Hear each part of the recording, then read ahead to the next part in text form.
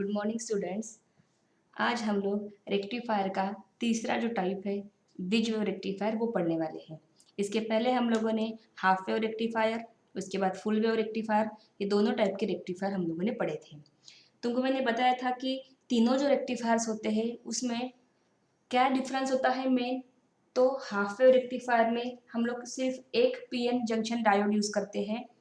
Full wave rectifier में हम लोग दो पीएन जंक्शन डायोड यूज़ करते हैं। और अभी हम लोग जो ब्रिज वेव रेक्टिफायर पढ़ने वाले हैं उसमें चार पीएन जंक्शन डायोड हम लोग यूज़ करेंगे, बराबर है। या डायग्राम में देखो, D1, D2, D3 और D4 ऐसे चार पीएन जंक्शन डायोड जो है हम लोगों ने यूज़ किए हुए हैं, बराबर है। तो सबसे पहले हम लोग देखेंगे उसका कंस्ट्रक्शन, ठीक है। अब सबसे पहले देखो, ये जो ब्रिज वेव रेक्टिफायर है why it is called as a bridge, ठीक है ना। तो ब्रिज जो होता है इलेक्ट्रॉनिक्स में, ये D1, D2, D3, D4 देखो, ये जो डायग्राम बना हुआ है दिख रहा है सभी को। इस टाइप के शेप में जब हम लोग कंपोनेंट्स का लगाते हैं तो ये जो डायग्राम बनता है इसको ब्रिज बोलते हैं। तो इसमें यहाँ ये इस टाइप के रेक्टिफायर में ये पीएन जंक्शन डायोड का देखो ब्रिज बनाया हुआ है, therefore it is called as a bridge wave rectifier, ठीक है। अब देखो कंस्ट्रक्शन में क्या लिखना है हमको कि ब्रिज वेव रेक्टिफायर में सबसे पहले हमको क्या दिख रहा है, ये एसी इनपुट दिख रहा है। एसी इनपुट हमको कहाँ से मिलेगा और कितना होगा, तो एसी इनपुट जो है ये हम लोग बोर्ड में लगाएंगे, 2 पिन के थ्रू हमको मिलेगा। और वहाँ का वोल्टेज कितना रहेगा, हमेशा 230 वोल्ट, और फ्रीक्वेंसी कितनी रहेगी, 50 हर्ट्ज रहेगी, बराबर है। तो bridge wave rectifier consist of AC input voltage which is a 230 volt. Then ये क्या है, ये क्या है, ट्रांसफार्मर है, बराबर है। ये ट्रांसफार्मर क्या करता है, इस एसी इनपुट को बोर्ड से लेके इस ब्रिज को क्या करेगा, सप्लाई करेगा, बराबर है। उसके बाद उसमें क्या दिख रहा है, चार डायोड दिख रहे हैं, D1, D2, D3 और D4, ऐसे चार डायोड दिख रहे हैं, बराबर है। और ये रजिस्टर जो दिख रहा है वो क्या है, RL है। और उसके अक्रॉस में हम लोग क्या लेते हैं, आउटपुट वोल्टेज देखो VO दिख रहा है, ठीक है। तो ये हो गया कंस्ट्रक्शन ब्रिज वेव रेक्टिफायर का। नीचे की डायग्राम क्या है, तो ये वेव फॉर्म है। ऊपर की जो वेव है ये एसी इनपुट है जो हम लोग यहाँ से दे रहे हैं वोल्टेज, उसका सिंबल है। और हमको यहाँ RL के अक्रॉस में VO जो मिलेगा ये उसका वेव फॉर्म है, बराबर है। अब कंस्ट्रक्शन होने के बाद वर्किंग देखो कैसे लिखेंगे हम लोग या कैसे बताएंगे। तो तुमको मैंने बताया था कि कोई भी रेक्टिफायर हो उसका वर्किंग जो है वो दो पॉइंट में एक्सप्लेन किया जाता है। कौन से दो पॉइंट में, during positive half cycle what happens and during negative half cycle what happens in the circuit, ठीक है। तो यहाँ पे देखो क्या होगा हम लोग देखेंगे। तो पहले हम लोग क्या बोलेंगे कि ड्यूरिंग पॉजिटिव हाफ साइकिल, ये ऊपर का जो पार्ट है ये उसको पॉजिटिव हाफ साइकिल बोलते हैं, और नीचे वाला जो है उसको क्या बोलते हैं, निगेटिव हाफ साइकिल बोलते हैं। तो पॉजिटिव हाफ साइकिल जब सर्किट के अंदर जाएंगी तो क्या होगा कि during positive half cycle diode D2 and diode D4 conducts and D1 and D3 do not conduct. अब D1 और D2 और D4 कंडक्ट होगा, इसका मतलब क्या है, D2 और D4 फॉरवर्ड बाइस्ड होगा, बराबर है। मतलब ये दोनों शुरू हो जाएंगे। तो करंट कहाँ से फ्लो होगा, the current will flow through the secondary of the transformer, through the D2, through the RL and through the D4, and we will get the output voltage VO across the RL।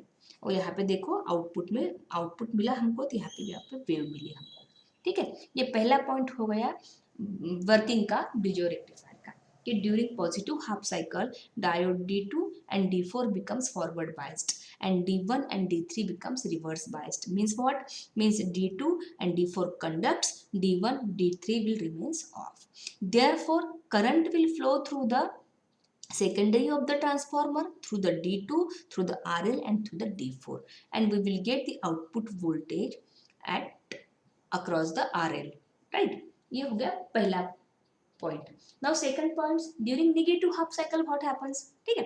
Now during negative half cycle diode D1 and D3 becomes forward biased and D2 and D4 becomes reverse biased, therefore D1 and D3 will conduct, D2 and D4 will remains off, therefore current will flow through the secondary of the transformer, through the D1, through the RL and through the D3, and we will get the output voltage across the RL which is a VO, okay। In this bridge wave rectifier current obtains at the output in the same direction across the RL. Therefore, we will get the output voltage which is a DC voltage. Right, ये हो गया bridge wave rectifier का working कि during positive half cycle D2 D4 conduct होता है, during negative half cycle D1 D3 conduct होता है। अब जैसे हम लोगों ने वर्किंग के बाद हाफ वेव और फुल वेव रेक्टिफायर में उसके फॉर्मूलेज लिखे थे, वैसे ही हमको इसमें भी जो है ब्रिज वेव रेक्टिफायर में भी हमको क्या करने हैं, फॉर्मूलेज लिखने हैं। अब इसके फॉर्मूले जो है, मैक्सिमम फॉर्मूले जो है फुल वेव रेक्टिफायर के जैसे ही है। बहुत फुल वेव रेक्टिफायर और ब्रिज वेव रेक्टिफायर के फॉर्मूले नियर अबाउट सेम है, वर्किंग भी नियर अबाउट सेम होता है उसका। लेकिन ब्रिज वेव रेक्टिफायर जो है वो कंस्ट्रक्ट करने के लिए थोड़ा सा कॉम्प्लिकेटेड है, क्योंकि ये पहले उसका ब्रिज बनाना पड़ता है, उसके बाद उसको सर्किट में माउंट करना पड़ता है। इसीलिए मैक्सिमम सर्किट्स में, मैक्सिमम केसेस में जहाँ हमको रेक्टिफायर की ज़रूरत होती है, वहाँ ब्रिज वेव की जगह पे फुल वेव रेक्टिफायर जो है वो यूज़ किया जाता है। दोनों का रिपल फैक्टर भी नियर अबाउट सेम है, इसीलिए जो है फिर फुल वेव रेक्टिफायर ज़्यादा यूज़ करते हैं। अब उसके फॉर्मूले देखो, पहला फॉर्मूला जो है, जैसे हम लोग हमेशा लिखते हैं रेक्टिफायर के केस में, एवरेज वोल्टेज। एवरेज वोल्टेज मतलब क्या, आउटपुट वोल्टेज, जिसको हम लोग VO बोलते हैं। इसको DC वोल्टेज भी बोलते हैं, आउटपुट वोल्टेज भी बोलते हैं, या हम लोग एवरेज वोल्टेज भी बोल सकते हैं। ब्रिज वेव रेक्टिफायर का फॉर्मूला सेम है फुल वेव रेक्टिफायर जैसा, 0.636 into VM। What is VM? VM means maximum voltage, जो कहा रहता है यहाँ का पीक वोल्टेज जिसको हम लोग बोलते हैं। तुम लोग अगर ये फॉर्मूला नहीं यूज करना चाहते हो तो दूसरा फॉर्मूला भी है अपने पास, ट्वाइस VM अपॉन पाई। ठीक है, दोनों में से कोई एक फॉर्मूला एग्जाम में लिखा तो भी चलता है। उसके बाद दूसरा जो फॉर्मूला है वो है current rating of a diode. तुमको मैंने पहले ही बताया था कि करंट रेटिंग क्या होता है, कि how much current the diode can handle without any damage. Current diode की पास करने की कैपेसिटी कितनी होती है विदाउट एनी डैमेज, उसको हम लोग करंट रेटिंग बोलते हैं, जो IO से इंडिकेट किया जाता है। और इस केस में मतलब ब्रिज वेव रेक्टिफायर के केस में वो IDC के आधा होता है, 0.5 इंटू IDC। ये IDC क्या होता है, आउटपुट का करंट। जैसे VO जो है वो आउटपुट वोल्टेज है, तुमको यहाँ आउटपुट वोल्टेज मिलेगा, तभी हम लोग अगर करंट मेजर करेंगे तो that current is known as a IDC, DC current या आउटपुट करंट भी उसको बोलते हैं। उसके बाद जो है तीसरा फॉर्मूला जो है वो है पीक इनवर्स वोल्टेज। ये भी हम लोग पढ़ चुके हैं कि पीक इनवर्स वोल्टेज का मतलब क्या, जैसे हम लोग इस पीक को VM बोलते हैं, बराबर है, इसको हम लोग VM बोलते हैं, ये पॉजिटिव हाफ साइकिल का मैक्सिमम वोल्टेज हो गया। वैसे ही निगेटिव हाफ साइकिल के आउटपुट वोल्टेज को क्या बोलते हैं, PIV, peak inverse voltage, negative half cycle का पीक पॉइंट। ठीक है, उसको पीक इनवर्स वोल्टेज बोलते हैं। ठीक है, उसका फार्मूला जो है इस केस में जो है VM है, बराबर है। VM मतलब क्या, जितना मैक्सिमम वोल्टेज रहेगा उतना ही पॉजिटिव हाफ साइकिल का, जितना मैक्सिमम वोल्टेज रहेगा उतना ही नेगेटिव हाफ साइकिल का रहेगा। उसके बाद फोर्थ जो फॉर्मूला है वो है रिपल फ्रीक्वेंसी। वो हम रिपल फ्रीक्वेंसी हमेशा कितनी रहेंगी इसमें, ट्वाइस इंटू इनपुट फ्रीक्वेंसी। अब इनपुट फ्रीक्वेंसी कितनी रहेंगी, तो जैसे ये जो है इनपुट फ्रीक्वेंसी जो है AC इनपुट रहता है, वो उसकी फ्रीक्वेंसी हमेशा 50 हर्ट्ज रहती है, तो रिपल फ्रीक्वेंसी ब्रिज वेव के केस में कितनी रहेंगी, ब्रिज वेव रेक्टिफायर के केस में 100 हर्ट्ज रहेंगी, बराबर है। तो ये हो गया उसका फॉर्मूला। तो ये जो ब्रिज वेव रेक्टिफायर है ये बहुत इंपॉर्टेंट टॉपिक है, एग्जाम में हमेशा 3 मार्क्स के लिए आता है। देखो अभी स्टार करके 3 लिखा हुआ है, इसका मतलब ये 3 मार्क्स के लिए बोर्ड एग्जाम के लिए इंपॉर्टेंट है। ठीक है, उसमें तुमको क्या कवर करना है 3 मार्क्स के लिए, डायग्राम दोनों, जिसको 1 मार्क मिलेगा, 1 मार्क जो है वर्किंग एक्सप्लेन करने को, और फॉर्मूलेज लिखने को 1 मार्क। ऐसे 3 मार्क का क्वेश्चन जो है वो इंपॉर्टेंट है। अब ये हो गया ब्रिज वेव रेक्टिफायर। ठीक है, ऐसे करके हमारा यहाँ पे जो है रेक्टिफायर का टॉपिक खत्म हो गया। कौन से रेक्टिफायर जो है, half wave rectifier, full wave rectifier और ब्रिज वेव रेक्टिफायर, बराबर है। तीनों रेक्टिफायर्स क्या काम करते हैं, AC क्वांटिटीज को DC क्वांटिटीज में कन्वर्ट करने का काम करता है। अब देखो नेक्स्ट टॉपिक जो है वो क्या है, कि तीनों की हम लोगों ने एक्सप्लेनेशन पढ़े, हम लोगों ने वर्किंग पढ़े। अब अगर ये भी क्वेश्चंस एग्जाम में नहीं आते हैं, मीन्स वर्किंग नहीं आता है या न्यूमेरिकल्स नहीं आते हैं, तो एक और इम्पोर्टेंट क्वेश्चन बनता है कि comparison between half wave, full wave and bridge wave rectifier. तो नेक्स्ट जो है हम लोग पढ़ने वाले हैं तीनों रेक्टिफायर के बीच का कंपैरिजन, बराबर है। ये 4 मार्क के लिए आता है तो तुमको 4 पॉइंट्स लिखने हैं, 3 मार्क के लिए आता है तो 3 पॉइंट लिखने हैं। कोई भी डिफरेंस पे या कंपैरिजन में कभी भी हाफ मार्क्स नहीं होता है, हर एक जो होता है कंपैरिजन का पॉइंट 1 मार्क के लिए रहता है। तो तुम 3 मार्क के लिए पूछते हो तो 3 लिख सकते हो, 4 मार्क के लिए पूछते हो तो 4 लिख सकते हो। अब लिखना देखो कैसे है, देखें इसको थोड़ा सा शॉर्ट में और लिखना है, क्योंकि फॉर्मूलेज हमको लिखने पड़ते हैं इसीलिए। तो सबसे पहले पॉइंट्स लिखना है हमको कि क्या पॉइंट्स हम लोग क्या पॉइंट्स को लेके हम लोग डिफ्रेंशिएट करने वाले हैं तीनों रेक्टिफायर को। तो पहला जो कॉलम हो गया ये पॉइंट्स का है, दूसरा half wave rectifier, full wave rectifier, bridge wave rectifier. ठीक है, अब देखो इजी इजी पॉइंट्स ऐसे लिखना है जो तुमको पढ़ने की जरूरत नहीं पड़ेगी।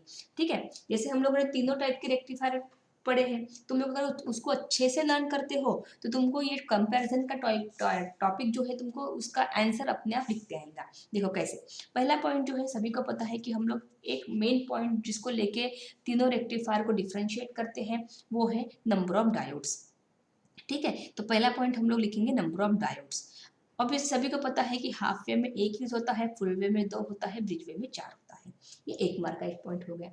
उसके बाद अब देखो तीनों जो है, तीनों रेक्टिफायर में हम लोगों ने फॉर्मूलेज लिखे अलग अलग, तो तुम लोग वो सारे फॉर्मूलेज एज अ कंपैरिजन का पॉइंट करके लिख सकते हो। जैसे देखो पीक आउटपुट वोल्टेज, ठीक है, पीक वोल्टेज जैसे हमने देखा था पीआईवी जिसको हम लोगों ने बोला था, तो पीआईवी जो है वो हाफ वेव में वीएम होता है, फुल वेव में ट्वाइस वीएम होता है और ब्रिज वेव रेक्टिफायर में वीएम होता है। ठीक है, फिर डीसी आउटपुट वोल्टेज, तीनों के आउटपुट वोल्टेज के फॉर्मूले लिखो, उसके बाद आईओ लिखो, डीसी करंट कितना होता है वो लिखो, तो तुम यही पीक इनवर्स वोल्टेज लिखो, रिपल फ्रीक्वेंसी का फॉर्मूला लिखो। ऐसे करके तुम लोग सारे फॉर्मूले 1 बाय 1 लिखोगे तो तुम्हारे मैक्सिमम जो है 7 पॉइंट्स बन जाते हैं। ठीक है, अब ये सारे पॉइंट्स हम लोग जब वर्किंग पढ़े तुम लोग वैसे भी लर्न करोगे, तुमको आराम से लिखते आएगा कि पहला पॉइंट्स नंबर ऑफ डायोड्स कितने होते हैं, उसके बाद तीनों का आउटपुट वोल्टेज का फॉर्मूला लिखो, पीआईवी का फॉर्मूला लिखो, आईओ का फॉर्मूला लिखो, रिपल फ्रीक्वेंसी का फॉर्मूला लिखो। ऐसे सिर्फ फॉर्मूले भी तुम लोग लिखते हो तो भी तुमको यहाँ पे तुम्हारे पॉइंट्स भी कंपैरिजन के पॉइंट्स तुम्हारे बच जाते हैं। इसको छोड़ के अगर तुम लोग वेवफॉर्म्स ड्रॉ करते हो, वो तीनों के वेवफॉर्म्स भी ड्रॉ कर सकते हो, वो भी कंपैरिजन का पॉइंट होता है। या तीनों के सर्किट डायग्राम भी तुम लोग ड्रॉ कर सकते हो, वो भी कंपैरिजन का पॉइंट होता है। तो इस टॉपिक को इम्पोर्टेंट करना है 4 मार्क के लिए या 3 मार्क के लिए। ठीक है, 3 मार्क के लिए आएगा तो 3 जो है पॉइंट, 4 मार्क के लिए आएंगे तो 4 पॉइंट्स। ठीक है, ठीक, तो यहाँ पे हमारा जो है रेक्टिफायर का टॉपिक जो है वो कंप्लीट हो गया। ठीक है, नेक्स्ट क्लास में हम लोग देखेंगे कि उसके न्यूमेरिकल्स कैसे, उसके न्यूमेरिकल्स जो है हम लोग सॉल्व करेंगे हाफ वेव, फुल वेव और ब्रिज वेव रेक्टिफायर के। ठीक है, तो आज के लिए इतना ही हम लोग पढ़ेंगे। नेक्स्ट क्लास में हम लोग जो है वो इसके न्यूमेरिकल्स पढ़ेंगे। ठीक है, ओके।